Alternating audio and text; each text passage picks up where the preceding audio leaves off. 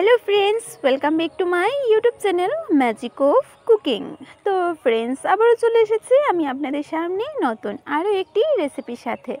আর আজকের রেসিপি হচ্ছে ছোট মাছের রেসিপি। আজকে রান্না করব ছোট মাছ, আর এটা খুবই সহজ একটা রেসিপি। তো আমরা যে আজকে ছোট মাছটা রান্না করব সেটা সবজি দিয়ে রান্না করছি, কাঁচা টমেটো দিয়ে রান্না করব।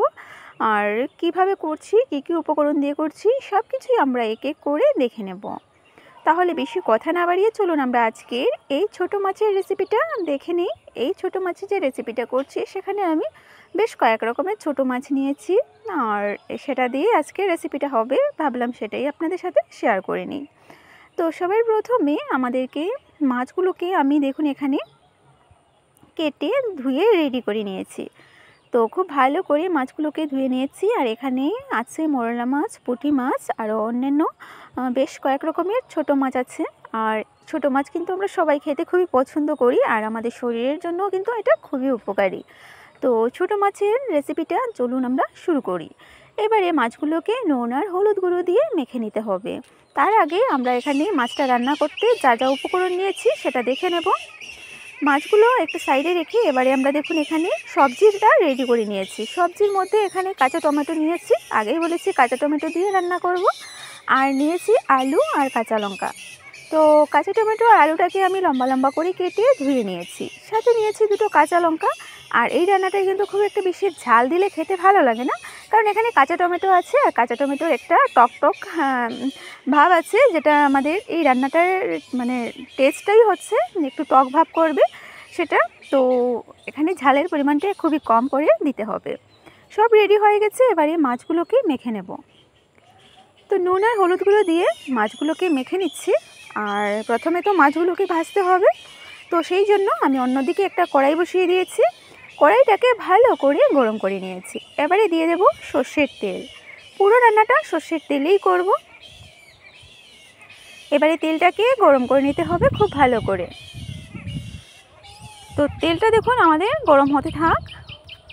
আর এ দেখুন কথা বলতে বলে তেলটাও গরম হয়ে গেছে। এবারে মাছগুলোকে ভেজে নেব। ভালো করে কড়াইতে লাগিয়ে নিচ্ছি তেলটাকে। এবারে ভেজে নিচ্ছি অল্প অল্প করে, দুবারে আমি মাছগুলোকে ভেজে নেব। তো যারা প্রথমবারের মতো দেখছো আমার আজকের এই ভিডিওটি, তারা প্লিজ ভিডিওটি শেষ পর্যন্ত দেখবেন। ভালো লাগলে লাইক, শেয়ার, সাবস্ক্রাইব করে পাশে থাকবেন। তো ভালো করে নাড়াচাড়া করে নিলাম। এবারে এটাকে এইভাবে রেখে দেব। এক সাইডটা ভাজা হওয়ার পর তারপরে উল্টে দেব, অপর সাইডটাকেও এভাবে ভেজে নেব। খুব বেশি কড়া লাল করে ভাজবো না, এটাকে হালকা করে ভেজে নেব। আর দেখুন মাছগুলো কিন্তু ভাজা হয়ে গেছে।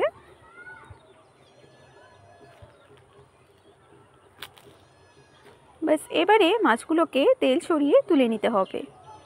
একটা প্লেটের মধ্যে এবারে আমি মাছগুলোকে তুলে নেব তেল ছড়িয়ে। তো সমস্ত মাছ কিন্তু এইভাবেই আমি ভেজে নিয়েছি। এবারে আমরা সেই তেলের মধ্যে আলুগুলোকে ভেজে নেব। আর আলুগুলো একদম পাতলা পাতলা করে কাটা আছে, তাই খুব সহজে এগুলো কিন্তু ভাজা হয়ে যাবে। তো অল্প নুন দিয়ে দিয়েছি, আর এবারে নুন দিয়ে ভালো করে নাড়াচাড়া করব আর আলুগুলোকে ভেজে নেব। একটু ঢাকনা দিয়ে ঢেকে রাখছি যাতে আলুটা একটু ভাজা হওয়ার সাথে সাথে নরম হয়ে যায়। তো দেখুন আমি ঢাকনাটা তুলে নিয়েছি, আলুগুলো কিন্তু ভাজা হয়ে গেছে। এবার কালারের জন্য এখানে সামান্য হলুদের গুঁড়ো দিয়ে দিচ্ছি। হলুদের গুঁড়ো দিয়ে একটু নাড়াচাড়া করে নেব।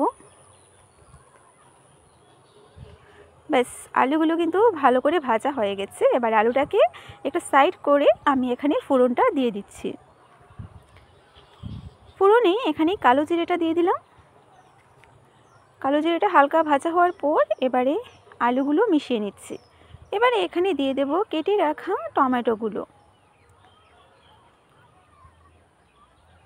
টমেটোর সাথে আলুগুলোকে আবারও ভালো করে ভেজে নিচ্ছি। একটু তেলের মধ্যে টমেটোটাকে নাড়াচাড়া করে নিচ্ছে। ব্যাস এবারে এখানে কিন্তু সব মশলা এড করে নেব। দিয়ে দিলাম হলুদের গুঁড়ো, লঙ্কা গুঁড়ো, খুব একটা বেশি জাল দেব না এটা এই রান্নাটায়। দিয়ে দিচ্ছি জিরে ধনে বাটা, পরিমাণ মতো মশলা এড করে নিয়েছি। এবারে অল্প জল দিয়ে মশলাটাকে কষিয়ে নেব।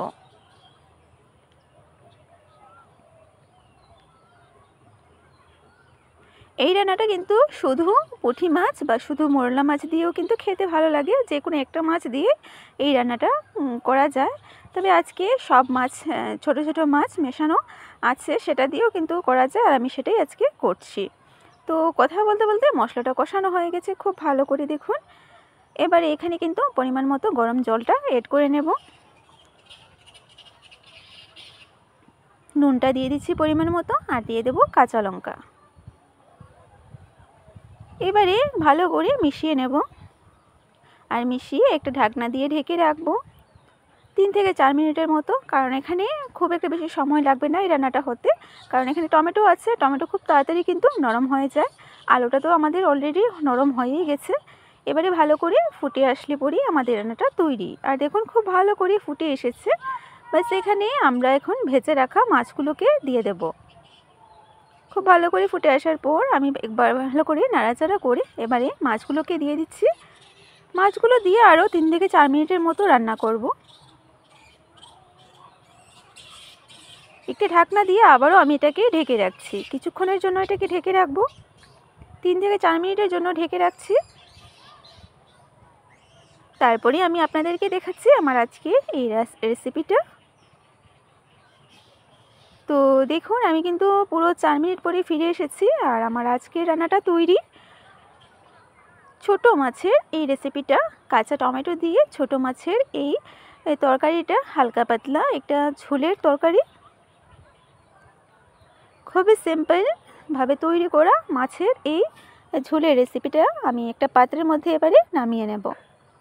কেমন হয়েছে বন্ধুরা আমার আজকের এই রেসিপিটা যদি আপনাদের ভালো লেগে থাকে লাইক করবেন, শেয়ার করবেন, আর সাবস্ক্রাইব করে পাশের বেল আইকনটিতে ক্লিক করে দেবেন, যাতে আমার চ্যানেলে আপলোড করা ভিডিওগুলো সবার আগে আপনাদের কাছে পৌঁছে যেতে পারে।